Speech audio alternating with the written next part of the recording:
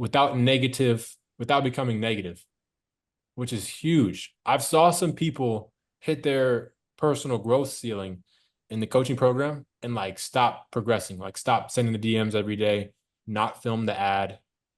I'm not going to call you guys out, but you're on the call. Not film the ad, stop taking sales calls. And it's because at some point you got hostile towards yourself. Like, oh, it's not going to work for me. I can't be a coach. Everybody can see this, right?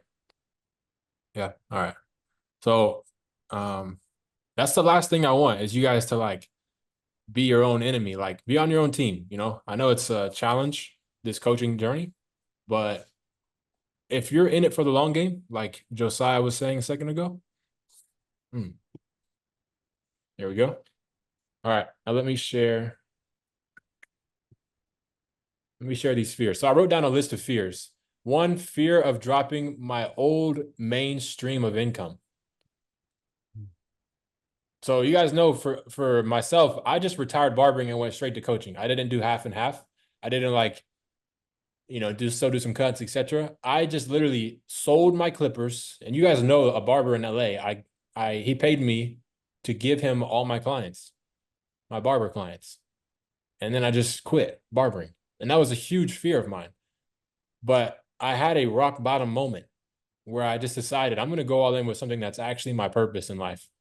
So I don't know how much that relates to some of you guys. Some of you guys are probably like wondering when you're going to not cut hair. The next one is fear of if I announced my coaching and no one wanted it.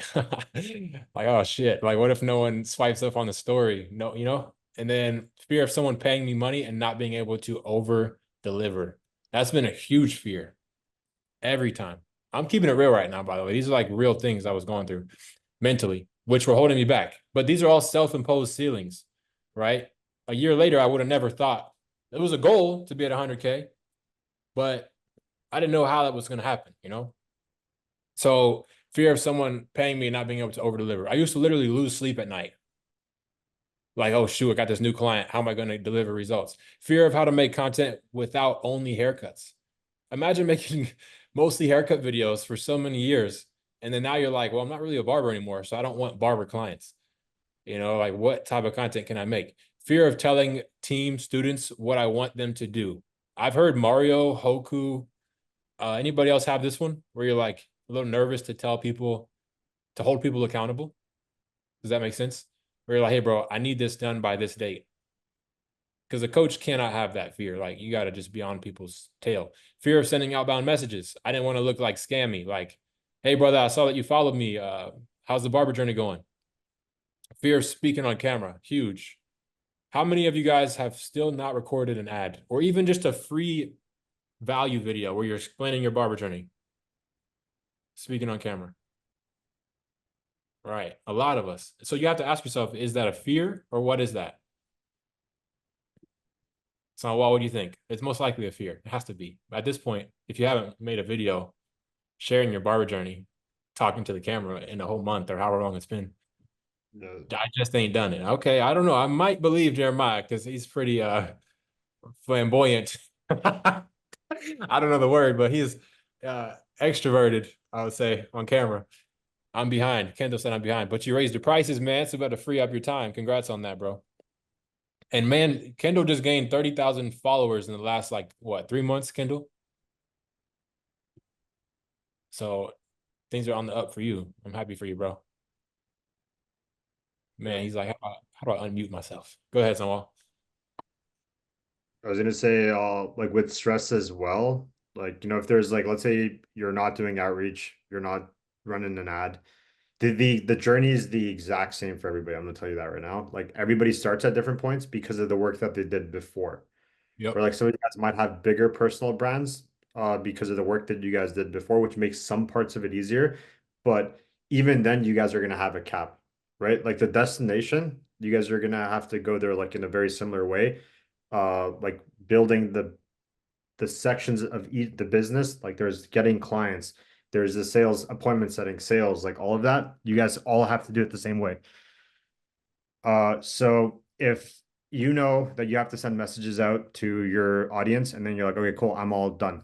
Some of you guys might have had bigger brands, some of you guys have no personal brand, which is totally cool. I promise you, there is people that don't even have an Instagram that have very like multiple seven figure, if not more, uh, like coaching businesses.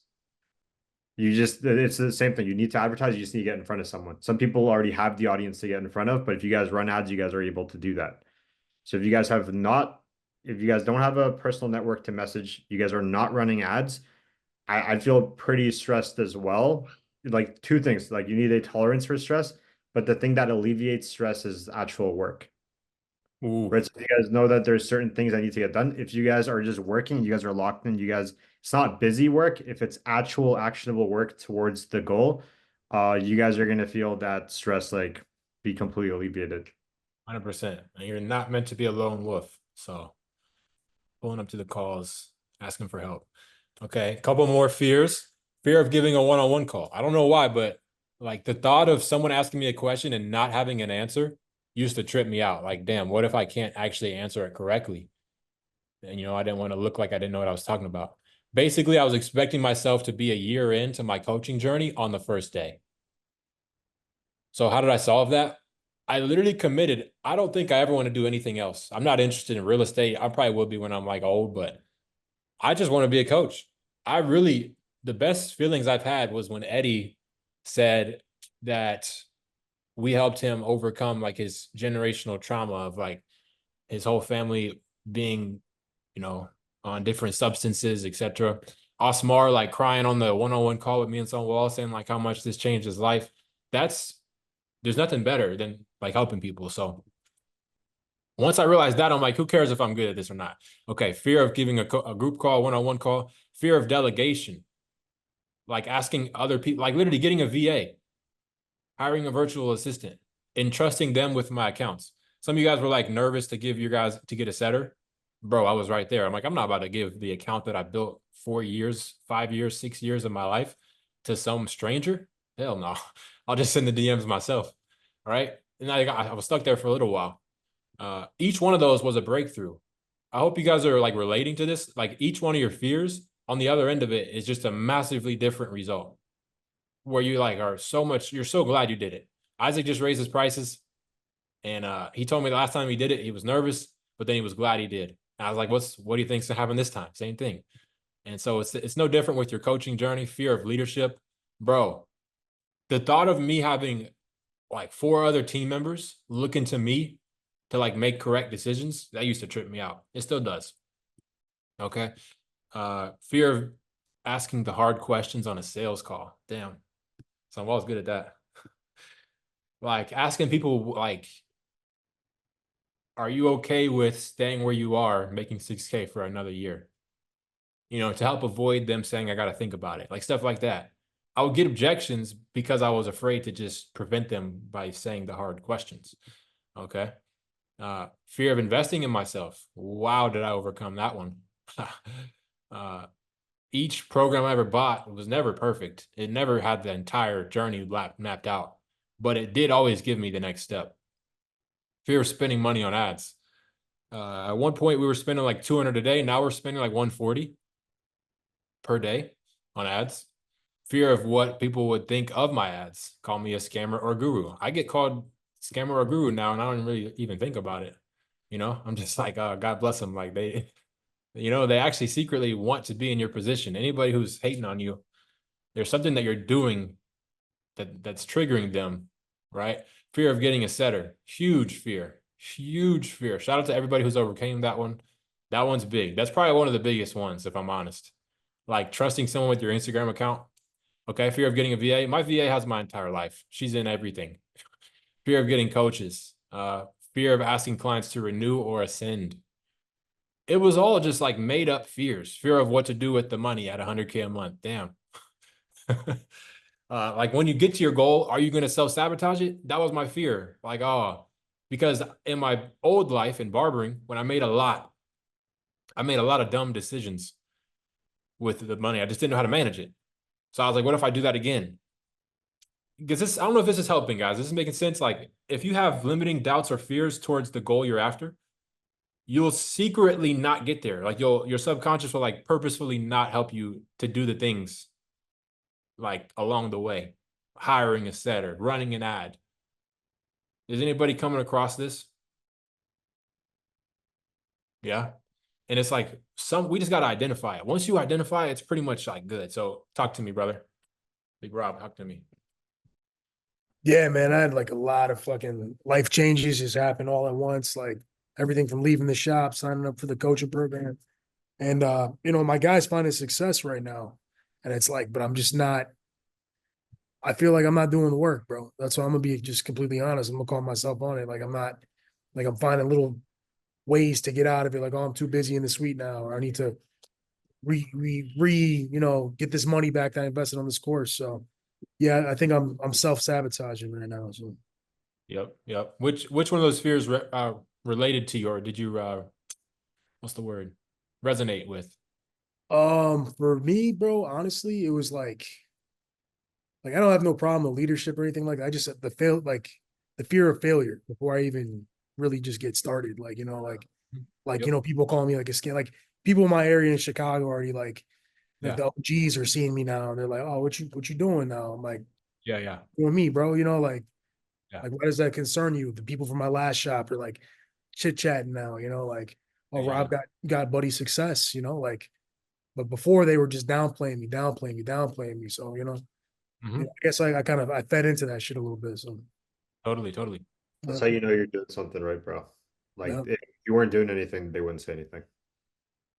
Yeah. That's the only way to avoid criticism is do nothing and be nothing. Even Jesus had haters. So you did say something there though that was worth diving into. You mentioned that the work you knew you weren't doing, self-sabotage, was basically stemming from not wanting to fail or even like almost like a fear of success. I don't want this call to get like woo-woo or weird, but like this is all what happens in our brains. Like we're like, damn, I'm about to evolve and my identity is not yet where I'm headed. So it feels weird to leave the thing I'm at and go to the new thing. Jeremiah, what's up, bro? Yeah. Bro, that's been the main thing, bro. I done drop like I'm trying to drop all vices, bro, because I can't lead. I Yeah, can't I can't do that if I'm doing what I'm telling you not to do. I gotta lead by example. That's what I'm saying, bro. I gotta become that person. I gotta 100, become that person. It ain't 100, it ain't nothing around it, bro. 100%. There we go. All right. Amazing. So this is something I don't really share too much of, but I'm going to quickly share this part now.